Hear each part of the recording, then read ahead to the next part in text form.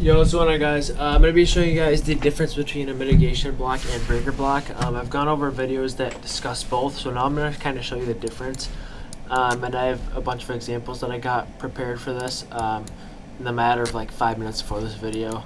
So remember, a mitigation block is actually, let me go to my Discord real quick. I'm going to show you, I'm going to bring up the education thing that I posted that goes over a breaker block. So here's what a breaker block is, and my Discord is being all weird now. I don't know why it's being like this, so let me just exit this out real quick. No idea why it's doing this. Let me actually go to my files and I can bring this up. So a breaker block is this model right here, okay? So in this model, we take liquidity, we have a market structure shift to number 2, we break structure, and then we retrace to a discount or a premium area, and then we hit sell side. So that's the bearish model. And the bullish one is, remember, we take liquidity down, and then we retrace to a discounted area in a fair value gap that matches up with the breaker block. And this is kind of the setup. So you can take these setups without the fair value gap, but I'm going to tell you right now, they're less probable if you take them without the fair value gap, okay? So this is a 1 minute chart. Time frames time is fractal, so you can literally see these in any chart, but to find the most examples, I'm just using the 1 minute right now.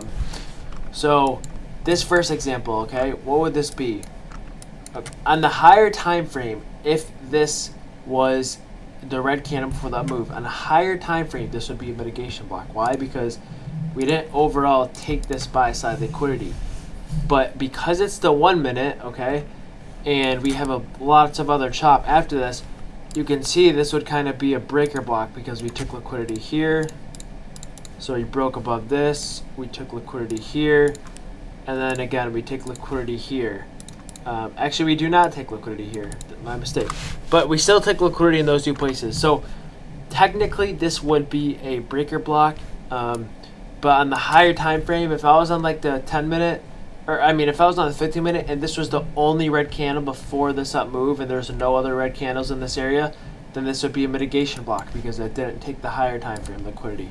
But in this example, you could consider this a mitigation block because even though we take liquidity the first time, we still don't break this. We just keep going up. We take liquidity again, still don't break this, and then finally we break this red candle that was an order block. Finally break it, and then as soon as we retrace, boom, we reject off of it. And this example, as you can tell, is just not in premium, so this would not be a setup you would take, but you can still bank off this if your checklist doesn't involve it has to be a premium or discount. Some people don't care if it's a premium or discount. Personally, I do because I think there's a better win rate if you're taking setups or if you're taking fair value gaps or breaker blocks or literally anything that's in discount or premium. Short setups if it's a premium, long setups if it's a discount. So let me go to the next example. So here's the next example. So as you can see, this is the last red candle before this up move, and then we knife, okay? So you can see that this is the last red candle. Like the other example was not the last red candle. So this would be a true breaker block on the 1 minute. Why? Because we take liquidity up here, and then we dump, we come back up, and then as soon as we hit it, we reject. And as you can see, this is in premium. So if you entered at 3619, maybe your target would be this bullish fair value gap, and then your target would be 3613. So a nice 6-point scalp. And these have a very high win rate, so it doesn't matter how short the scalp is, how long it is, or how big the scalp is, how small it is. These are going to hit most of the time, especially because this matches up with this giant fair value gap. And obviously this fair value gap is really big, so you're going to be like, well, how do I know where to enter? Well, you enter this breaker block.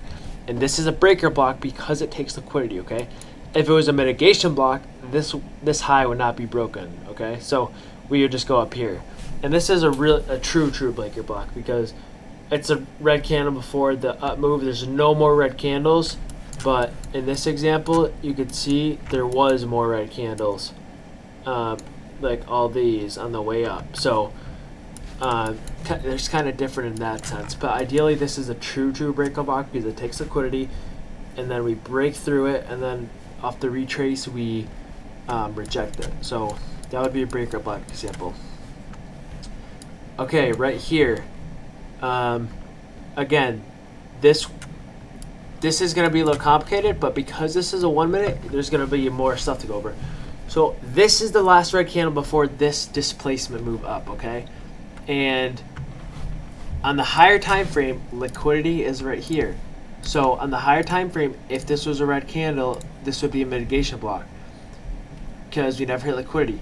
But we did, however, hit short-term liquidity. So we broke this and we hit short-term liquidity, and as you can see, we retraced it, broke it again, and then we dumped through it. And you can see if I draw this zone, we rejected from it, and again, it's not really that big of a move because I'm not really sure why, but this is just one example, okay? So this would be a mitigation block on a higher time frame because we don't take the higher time frame liquidity, but in the lower time frame, this would be a breaker block.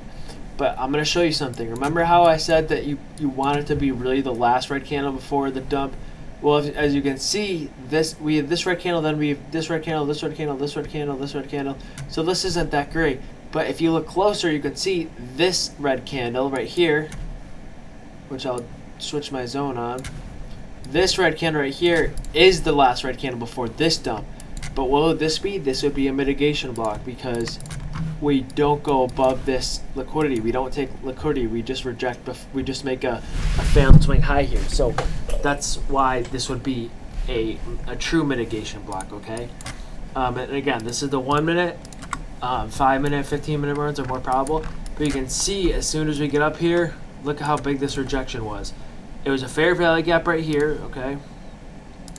And so this was the fair value gap. So let me change the color of this. And this whole candle is a mitigation block. So where do you want to enter? You want to enter where they overlap.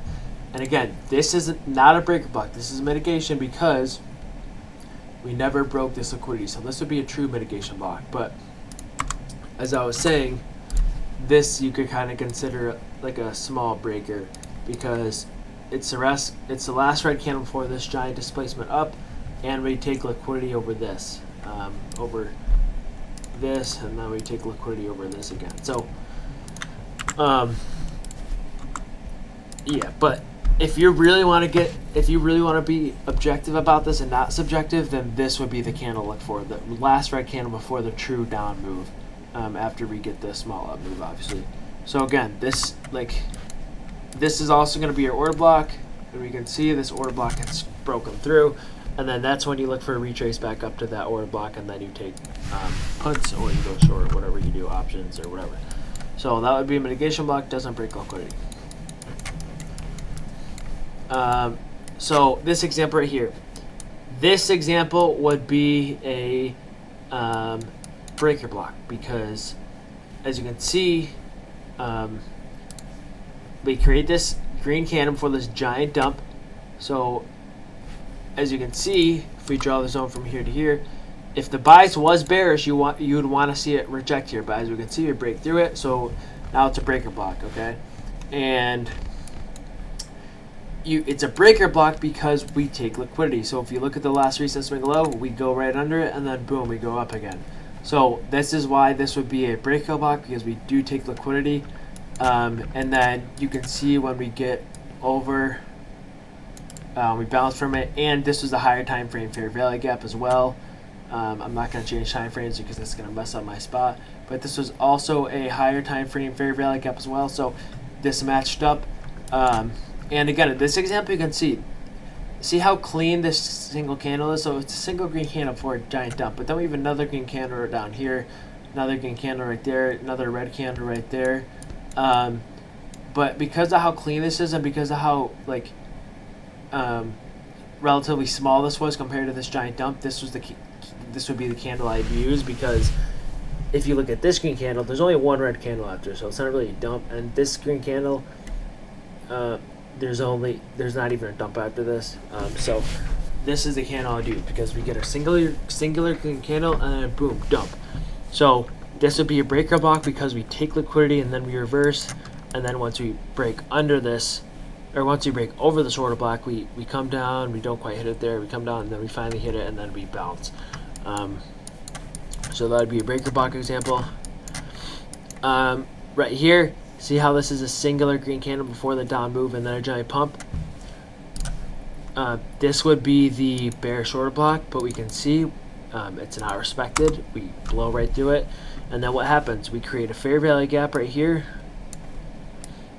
and then then this turns into a breaker block right here, and you'd enter where they overlap, so somewhere in this zone. And then you can see this play actually did complete, unlike the other one. We ended up hitting the target, which is right here. Obviously, in this situation, the bias is bullish. And even if your bias is wrong, you can still scalp these. I've scalped these all the time when my bias is wrong.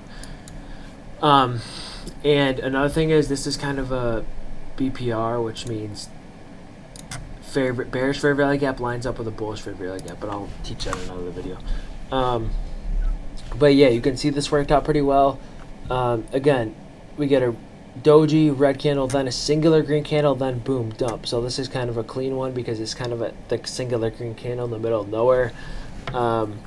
And if you did take this, your stop would be the structure stop, so it would be under here. This is where your stop loss would be, and then your target would be up there, so it would be about a 1-to-1 risk to reward. So this is a breaker block because we go under this recent swing low, we take liquidity. If we just reversed right here and then went up, then this would be a mitigation block, okay? But this is a breaker block because technically we take liquidity. So yeah, right here, okay? This is gonna be a mitigation block. Why? Because we don't break above that last obvious lower swing high, so we reject before it, so that means that we do not take liquidity. And then you can see we have the fair value gap right here, and then we have the breaker block right here. Where do you take them? You take them when they intercept. So they literally intercept right there to right there. So anywhere in this zone, you take it. And I obviously never went way into the zone, but that's why, like, some people average in and might enter here, might enter here, might enter here. But you can see this was a great mitigation block example because it never broke this last recent swing high. And this was the last red candle before a green move up, and then boom, dump. There's no kind of I kind of feel cringe for saying this, but there's no funny business where there's a red candle, then a bunch of green candles, then a singular red candle again. There's just one single red candle, then the move up. So this would be a better, more high probability one to take. And I think that's it for now. So remember, mitigations blocks, they do not take liquidity, so they look for kind of a recent last obvious swing high or swing low, and if they do not take liquidity, and then they break through this order block, which this would be the order block, they break through this without taking liquidity, then you're looking for a retracement, and this would be considered a mitigation block. If you're looking for either and you don't care about what the name is, it doesn't really matter, both work. But some people say breaker blocks have a higher win rate because they do take liquidity. And usually sometimes with mitigation blocks, if we don't take liquidity, we don't fully reverse. So they can be a little more unsafe than a breaker block. But again, you're going to see them more than breaker blocks, and you're going to get moves off them more than breaker blocks. So hopefully you guys understand the difference now. Remember, mitigations take liquidity, or mitigations do not take liquidity, and breaker blocks do take liquidity. So yeah. Just kind of create equal highs right there, so I'll be watching that for FOMC minutes. So yeah, hopefully guys, hopefully this helped you understand these blocks a little more, and other than that, peace out.